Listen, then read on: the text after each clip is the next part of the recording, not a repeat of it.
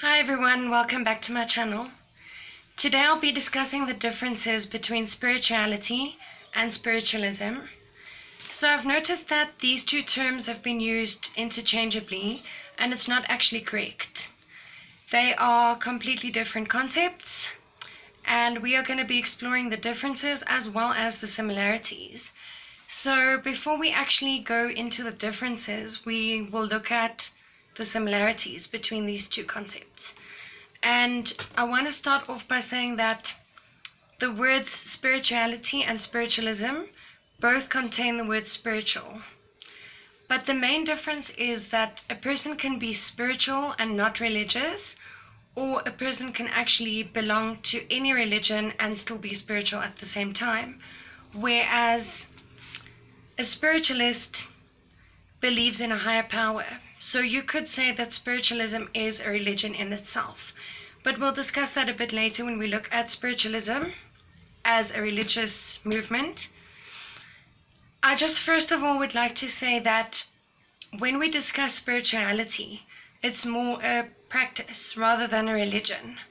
So if you do things that enrich your life in a spiritual way, then you could say that you are a spiritual person. So if you practice things like yoga, meditation, burning incense, candles, balancing your chakras, etc., etc., then you can regard yourself as a spiritual person. But it doesn't necessarily mean that you are a spiritualist. So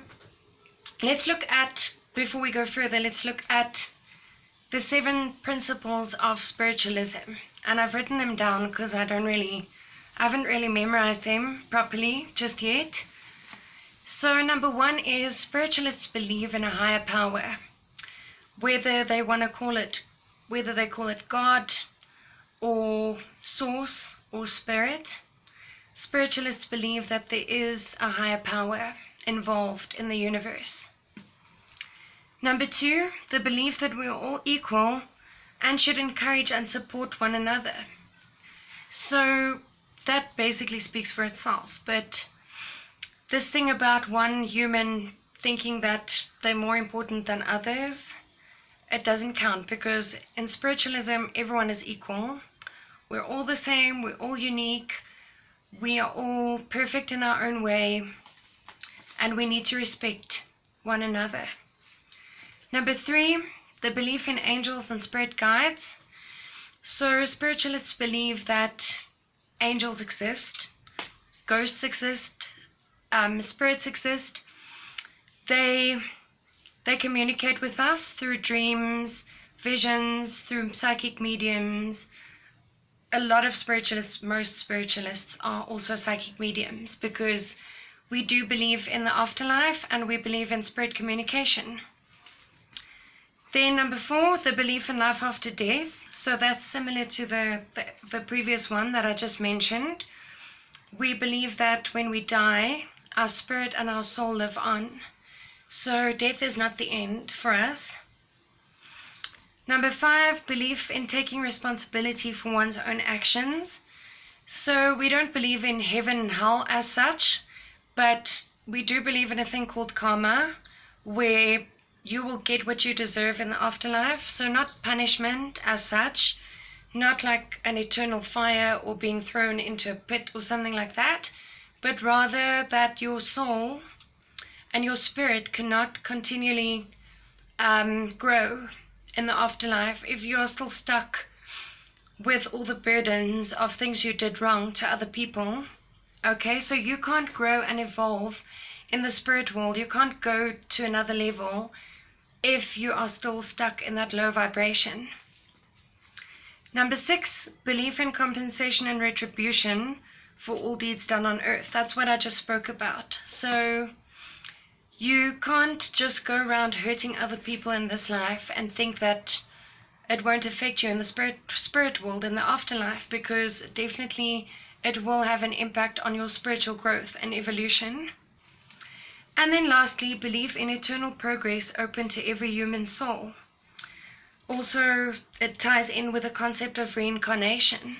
So when we cross over to the other side, we can grow spiritually. We can go up another level. I'll do a separate video about the levels of the spirit world so that you guys can understand it a bit better.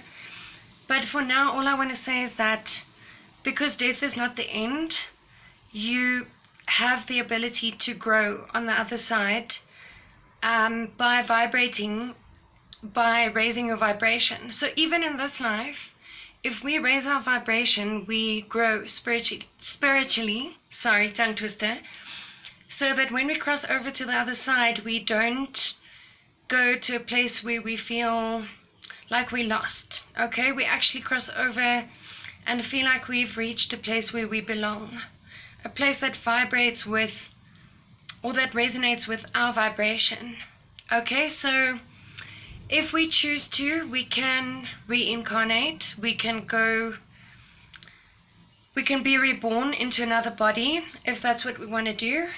If your spirit chooses, then you can reincarnate. If you maybe feel like you didn't learn all the lessons that you wanted to learn during this lifetime, and you want to experience life all over again and learn some more lessons, or learn lessons differently, then you will choose to reincarnate into a different personality. So those are basically the 7 principles of spiritualism. So all I can say is that a lot of people are spiritual and religious, but then you also get the atheists, or the people who just are agnostic, who are still spiritual despite not believing in God. So they don't worship any deities, they don't pray to any gods, they simply practice, like I said, meditation, yoga, burning incense, saying mantras, balancing the chakras, and all the rest. But basically, I just wanted to do this video to clear up, to clarify that these two terms are not the same and they shouldn't be used interchangeably, because, like I said, spiritualists do believe in a higher power. We are not atheists. We do believe that there is life after death. We do believe in the magic of prayer, the miracles of prayer. We believe that angels exist and spirit guides exist to help us through our spiritual journey. And that is basically it, in short. But I will be doing another video explaining the different levels of the spirit world, which I think you guys would find interesting. Thanks so much for watching this video, and if you haven't liked and subscribed to my videos, and subscribed to my channel, please do so.